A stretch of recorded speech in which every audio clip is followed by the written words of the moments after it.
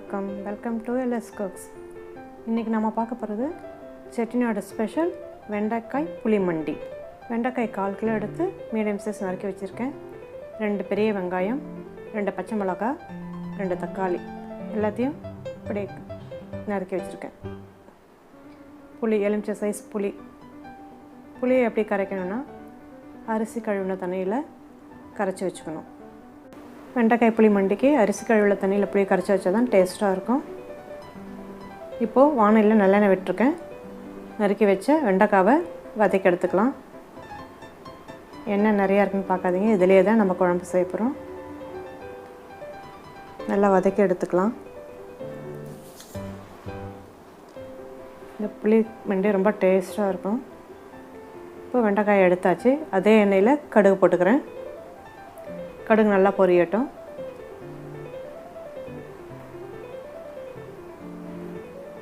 கடுகு பொரிஞ்ச அப்புறம் 1 டீஸ்பூன் உளுத்தம்பருப்பு போட போகிறேன்.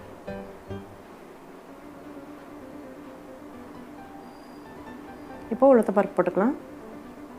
உளுத்தம்பருப்பு நல்லா செவக்கணும். இப்போது 2 பச்சை மிளகாய், 2 காஞ்ச மிளகாய் போட்டு நல்லா செவக்க வறுத்துக்கலாம். செவந்தப்புறம் வெங்காயம் போட்டுக்கலாம். வெங்காயம் எவ்வளோ வதக்கணுமோ அவ்வளோ வாசனையாக இருக்கும்.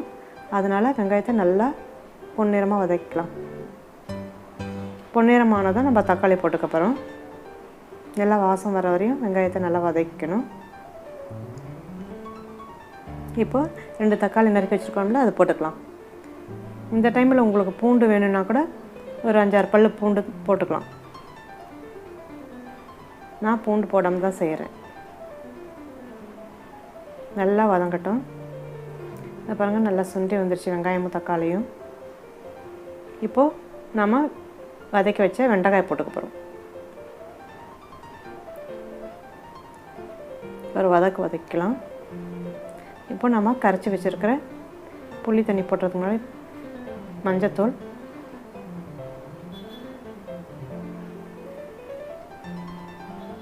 சாம்பார் பவுடர் 2 டேபிள் ஸ்பூன் எடுத்து வச்சுருக்கேன், அது போட்டுக்கலாம். நீங்கள் வெறும் மிளகாத்தூள் கூட போட்டுக்கலாம். நல்லா வதக்கி விட்டுக்கலாம் எண்ணெயிலேயே.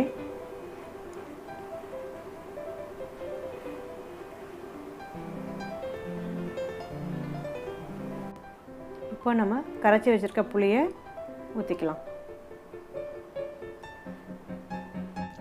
வெண்டைக்காய் புளி மண்டி மண் சட்டியில் செஞ்சால் நல்லாயிருக்கும். அதனால் நான் மண் சட்டியில் தான் செய்கிறேன். நீங்களும் மண் சட்டியில் செஞ்சு பாருங்கள், ரொம்ப சுவையாக இருக்கும். இப்போ இதுக்கு தேவையான அளவு உப்பு போட்டுக்கலாம். தேவையான அளவு உப்பு போட்டு நல்லா கலந்து விட்டுக்கலாம். இது நல்லா சுண்டி வரணுங்க. இதை கொதிக்க ஆரம்பிச்சிச்சு. மேலே எண்ணெய் மிதந்துன்னு வரணும். இதை பாருங்கள், எண்ணெய் பிரிஞ்சு வருது. நல்லா சுண்டி ஆயிடுச்சு. இப்போ வேறு கிண்ணத்துக்கு மாற்றிக்கலாம். சுவையான வெண்டைக்காய் புளி மண்டி ரெடி. இது செட்டிநாடு ஸ்பெஷலு. ரொம்ப டேஸ்ட்டாக இருக்கும். நீங்களும் செஞ்சு பாருங்கள். இதுக்கு நான் வாழைக்காய் சிப்ஸ் செஞ்சுருக்கேன். பசங்களுக்கு வாழைக்காய் சிப்ஸ்னால் பிடிக்கும், அதனால் வாழைக்காய் சிப்ஸ் செஞ்சுருக்கேன். எங்களுக்கெல்லாம் அவியல் செஞ்சுருக்கேன். அவியலும் ரொம்ப காம்பினேஷன் நல்லாயிருக்கும். அவியல் கூட என் சேனலில் போட்டிருக்கேன், பாருங்கள். வெண்டைக்காய் புளி மண்டி, அவியல், வாழைக்காய் சிப்ஸ், அருமையான காம்பினேஷன். நீங்களும் செஞ்சு பாருங்கள். எப்படி இருக்குன்னு கமெண்ட் பாக்ஸில் சொல்லுங்கள். தேங்க்ஸ் ஃபார் வாட்சிங்.